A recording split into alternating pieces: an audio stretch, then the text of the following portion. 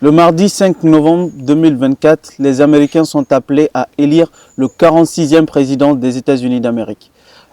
Lors de cette campagne électorale, il y a eu plusieurs sujets qui ont été évoqués sur le plan local et international. Et avec moi dans l'émission à l'école, Brahima Sidibé pour en parler. Brahima, je rappelle que Brahima, il est doctorant en analyse des discours politiques et consultant chez RP Media. Bonjour Brahima. Bonjour Sidi et bonjour à tous ceux qui nous suivent sur RP Media. Ravi de te revoir encore sur ce plateau pour discuter des sujets d'actualité. Avant de rentrer dans le vif du sujet, j'aimerais qu'on parle un peu du côté rhétorique et lexique lors des débats politiques. Est-ce que tu peux nous rappeler un peu l'importance de ces deux facteurs dans les débats politiques? Alors déjà, c'est le 47e président qui va être élu à l'issue de cette élection. Alors, en termes de rhétorique, effectivement, on sait que les deux candidats sont sur des lignes totalement différentes. Déjà, Trump, on le connaît pour avoir été candidat à 3 reprises. C'est la 3e fois qu'il se présente à l'élection présidentielle. On sait qu'il a une rhétorique qu'on peut juger outrancière, mais qui lui réussit. C'est-à-dire que c'est une rhétorique qui parle à sa base électorale. Et c'est une rhétorique aussi il fait ce qu'on appelle en analyse des discours des attaques ad personam, c'est-à-dire des attaques personnelles qui visent directement ses concurrents, en l'occurrence Kamala Harris. Et de l'autre côté, Kamala Harris, justement, elle a une rhétorique beaucoup plus policée. Elle fait ce qu'on appelle du politiquement correct, ce qu'on a l'habitude de voir sur la scène politique. Et donc, c'est des rhétoriques différentes et qui parlent à des électorats différents. D'accord. Le 5 novembre, les Américains vont élire leur président. On parle d'un système électoral plus complexe aux États-Unis. Est-ce que tu peux nous parler, nous expliquer un peu ce système électoral de façon plus synthétique? Très bien, ça c'est une très bonne question. Effectivement, contrairement à beaucoup de démocraties où le président est élu au suffrage universel direct, comme c'est le cas au Mali ou en France, le pays dans lequel nous sommes, aux États-Unis, c'est plutôt le suffrage universel indirect. C'est-à-dire qu'il y a un collège électoral qui est composé de 538 grands électeurs. Les 538 grands électeurs sont répartis entre les 50 États. Parce que vous savez, aux États-Unis, chaque État, quelle que soit la taille de sa population, a des sénateurs. Mais le nombre de représentants à la Chambre de représentants est proportionnel à la taille de chaque État. Donc les 538 grands électeurs sont répartis, comme je disais tantôt, aux 50 États.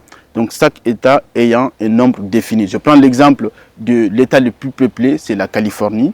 Cette année, la Californie a 54 grands électeurs. Donc ça veut dire 2 sénateurs plus 52 représentants à la Chambre de représentants. On va revenir directement sur ce point parce qu'on parle de swing state, si je me rappelle bien. Donc, est-ce que tu peux nous parler, comme tu avais déjà commencé, nous expliquer un peu c'est quoi le swing state et quels sont les swing states de cette année?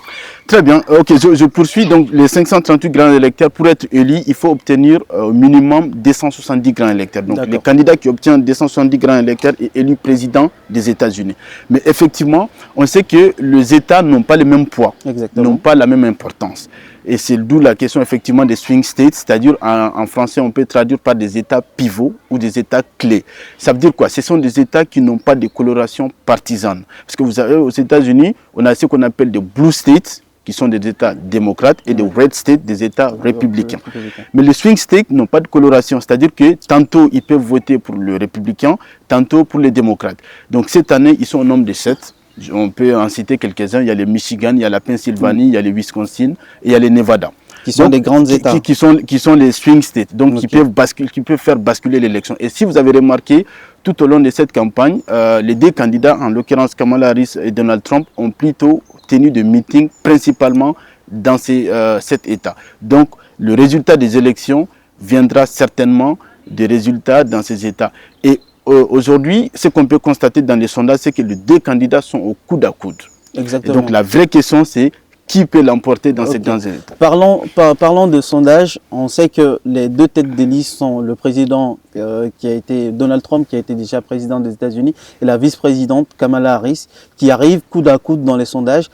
Quel est selon toi, qui pourra passer et devenir le 47e président des États-Unis? C'est très difficile à dire parce que les résultats, comme vous avez dit, hein, les sondages sont très serrés. Mais à mon avis, c'est la personne ou encore le candidat ou la candidate qui va réussir à mobiliser davantage son électorat qui aura le plus de chances de l'emporter. Parce que, comme on disait en début d'émission, les deux candidats sont sur des lignes politiques totalement opposées.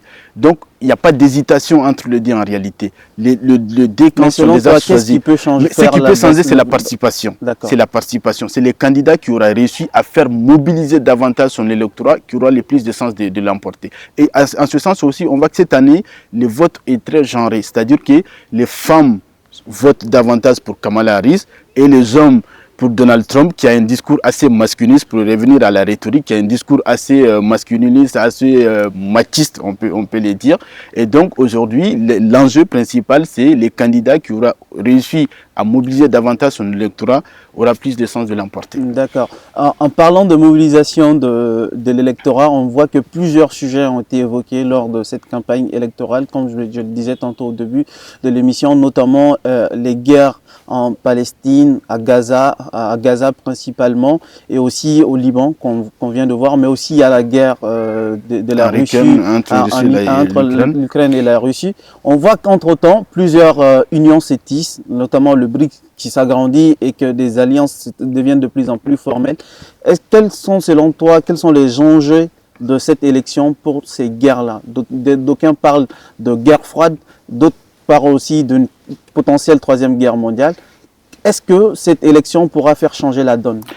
Effectivement, on sait que la zone du Moyen-Orient, c'est la zone d'influence habituelle des États-Unis. Donc effectivement, cette élection aura certainement un impact dans cette guerre entre l'Israël et le Gaza ou le Liban, comme vous avez dit. Mais ce qu'on peut dire à ce niveau, c'est qu'une éventuelle victoire de Donald Trump arrangerait plutôt Israël. Parce qu'on se rappelle qu'au cours de son premier mandat, il a choisi Jérusalem comme capitale de Israël et on sait ces liens étroits entre lui et Benjamin Netanyahu. Donc à ce niveau-là, on peut penser que peut-être que la guerre sera davantage intensifiée parce que Israël sera un peu assuré d'avoir le soutien d'une éventuelle administration Trump. Et même Kamala Harris, j'ai envie de dire que ce serait à peu près la même chose. Parce que n'oublions pas, Kamala Harris, c'est quand même la vice-présidente de Joe Biden. Joe Biden qui soutient jusqu'à preuve du contraire Israël dans ces conflits-là. Donc, je pense qu'en termes de politique étrangère, il n'y aura pas grand changement. Même si on sait que Trump a quand même peut-être un peu, si on peut appeler ça avantage, de s'occuper uniquement que des États-Unis.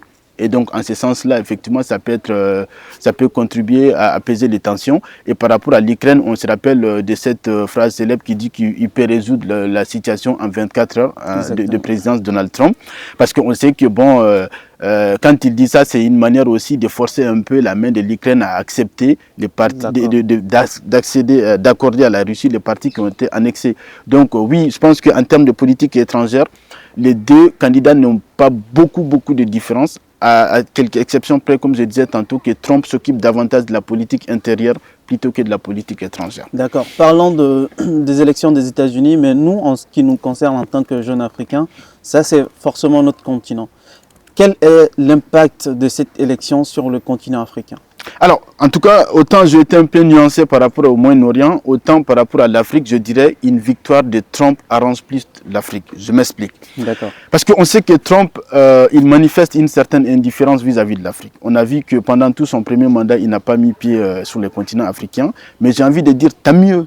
Tant mieux, pourquoi? Parce qu'on sait que ce sont plutôt les démocrates qui pensent que leurs convictions et leurs valeurs doivent être partagés par tout le monde, donc sont en quelque sorte universels, et qui fait qu'ils s'interfèrent davantage dans les affaires intérieures des États. Et on se rappelle aussi des dégâts causés par l'administration Obama en 2011 en Libye notamment. Donc je pense qu'aujourd'hui, sur le continent africain, si on peut souhaiter une victoire de l'un ou l'autre candidat, je pense que ce serait plutôt Trump, en ce sens que au moins il ne va pas s'insérer encore une fois dans les affaires intérieures des États. Et aussi, ce sera en écho avec ce qu'on constate aujourd'hui sur notre continent, notamment dans les États de l'AES, c'est-à-dire la question de souveraineté, parce que selon Trump, chaque État doit être dirigé comme bon lui semble et donc doit bénéficier de sa totale souveraineté. Donc en ce sens-là, je pense qu'une victoire de Donald Trump arrangerait plutôt l'Afrique que celle de Kamala Harris. D'accord. Pour finir, on a vu tous, le gouvernement américain à travers le secrétaire d'État Anthony Blinken, il a déclaré que tous ceux qui vont s'opposer à la démocratie au Ghana verront l'accès au visa des États-Unis interdire à ces gens-là. Mais on sait tous que le Ghana est un pays de référence en termes de démocratie. On peut dire depuis son accession au multipartisme en 92 jusqu'à nos jours, le président ghanéen a toujours été élu en suffrage universel. Et pourtant, les Africains, ils contredisent ces propos condescendants qui ne sont pas dignes d'un rapport mutuel entre l'Afrique et l'Occident. Est-ce que, à une victoire potentielle de Kamala Harris, est-ce que les Africains doivent s'attendre à des propos aussi de ce genre? Et que faut-il pour les chefs d'État africains pour contredire cela? Oui, ça confirme un peu la thèse que j'évoquais tantôt, ces propos d'Anthony Blinken. Effectivement, on sait que les démocrates ont toujours été comme ça. En fait, ils sont toujours dans cette position de donneurs de leçons. Alors qu'effectivement, le Ghana n'est pas un pays à qui on donne des leçons de démocratie. Ça fait plus de 30 ans qu'il y a une certaine alternance démocratique qui s'opère dans ces pays-là. Dans l'amiable. Dans l'amiable, effectivement. Donc, ce genre de propos, c'est des propos un peu paternalistes. Effectivement, une éventuelle victoire de Kamala Harris ne ferait que renforcer davantage cela. Et on sait qu'à ce niveau, surtout principalement l'Afrique, les États-Unis ont un moyen de pression qui est le système Agora. En fait, l'AGOA, c'est ce système qui permet aux États africains d'envoyer des produits, des échanges commerciaux sans tarif douanier. On a vu que la restriction sur l'Afrique. Voilà, donc on sait que une éventuelle victoire de Kamala Harris verra ce type de sanctions renforcer davantage sur les États africains notamment. Donc oui, à ce niveau-là, je pense que la deuxième partie de la question, c'était que peuvent faire les États africains face à cela. Bon, c'est souvent de vœux pieux en fait. Hein. On sait que bon, il y a toujours souvent des revendications, un peu encore une fois souverainistes, tout ça. Mais il est quand même grand temps qu'on considère l'Afrique comme un continent à part entière, comme les autres continents, qu'on considère les États africains comme des États indépendants, comme les autres États. Mais ce qu'on constate, c'est que la tendance aujourd'hui ne va pas dans ce sens-là, parce qu'on sait que, tel qu'on voyait entre la France et l'Afrique, aujourd'hui, il y a des sommets États-Unis-Afrique. Donc, tant qu'on va continuer dans cette dynamique où un seul pays, fut-il 50 États, convie tout un continent, eh bien, je pense qu'on va malheureusement continuer toujours dans cette dynamique-là. Donc, aujourd'hui, encore une fois, c'est seulement une éventuelle victoire de Donald Trump qui permet, c'est pas parce que Donald Trump a une certaine bienveillance avec l'Afrique, c'est pas ça le sens de mon propos. Non, c'est pas ça le sens de mon propos. Mais il a une certaine indifférence qui arrange plutôt l'Afrique, c'est cela le sens de mon propos. D'accord. Peu importe le résultat de ce scrutin, aux Africains de prendre leur destin en main et surtout à la jeunesse africaine de travailler pour la renaissance d'un Afrique nouveau en conquête et dans les concerts des nations. Merci beaucoup vraiment pour cette émission à l'école et au plaisir de te retrouver pour un nouveau numéro. Avec plaisir. Merci. Merci.